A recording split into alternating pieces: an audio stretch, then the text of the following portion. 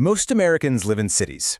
But what happens when the very policies they vote for, policies that have overwhelming support, are just erased? We're going to pull back the curtain on a powerful and, often invisible legal system that lets state governments completely silence their own largest cities. Yeah, this question really gets to the heart of a massive conflict playing out in American politics right now. There's this growing gap between what millions of people in cities want and the actual policies they're forced to live under. Think about it like this. A city might vote to raise its own minimum wage because, hey, it's expensive to live there. Or maybe they pass local gun safety rules after a tragedy hits close to home. Or they try to protect renters in a crazy housing market. I mean, these aren't radical ideas, right? They're popular, democratically passed measures. And yet, in state after state, they're getting struck down from above. And I want to be really clear here. This is not just a simple disagreement over policy. The research we've looked at shows it's the result of a deliberate strategy, one that takes a normal legal tool and turns it into a political weapon. Okay, so let's get into it. The main tool being used to block all these local laws is something called preemption.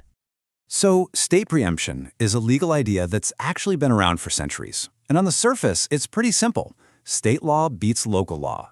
But the thing you really need to understand is how this once neutral tool has been completely transformed.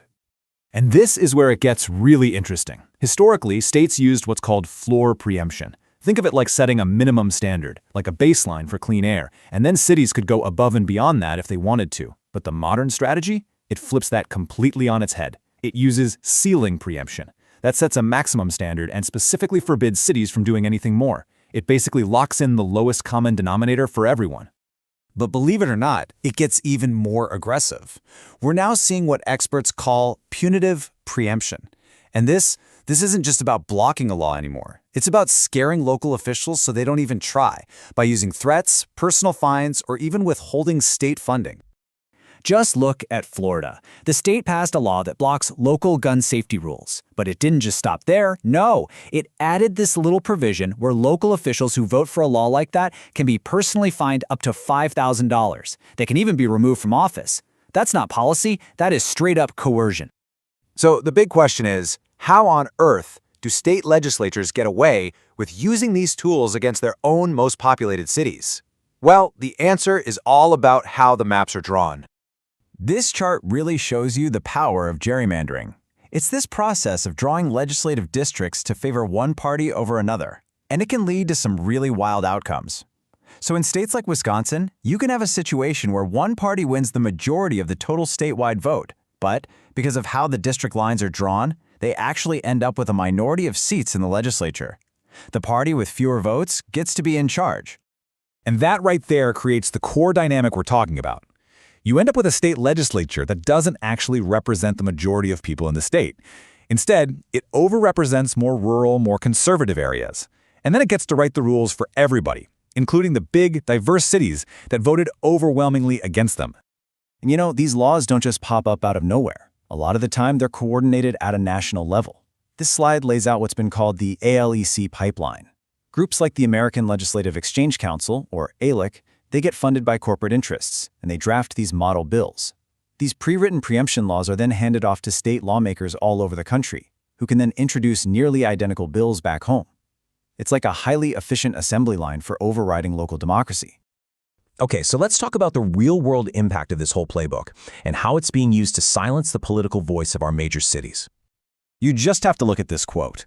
It's about a Texas law that got nicknamed the Death Star Bill. And honestly, that's not really an exaggeration.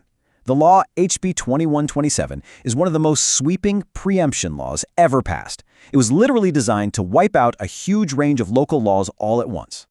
And think about what that means in real life. Cities like Austin and Dallas, they pass these simple, common-sense rules requiring construction companies to give their workers water breaks during those brutal Texas heat waves. The Death Star law just wiped them out, literally overnight. A political priority in the state capital directly translated into an increased risk of heat stroke and death for workers.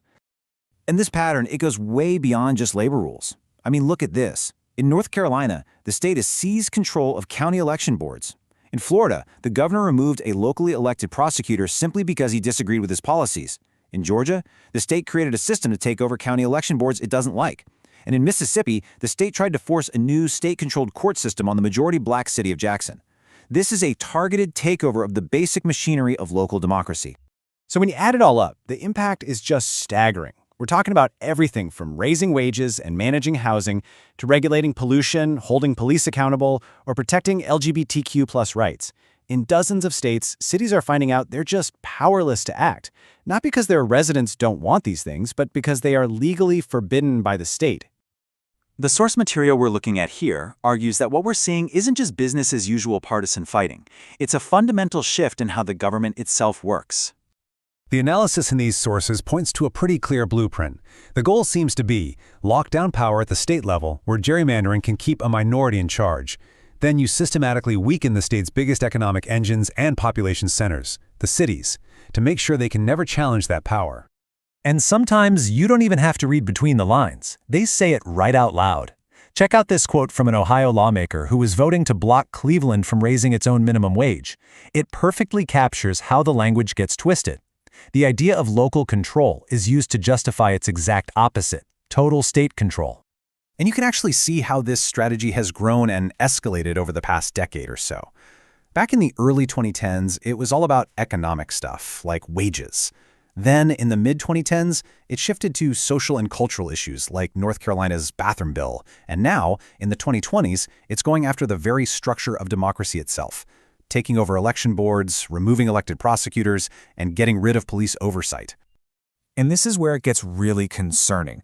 The research suggests that this is often how democracy starts to break down, not with some big dramatic event, but slowly, bit by bit, using the law to change the rules of the game and concentrate power away from the majority of voters.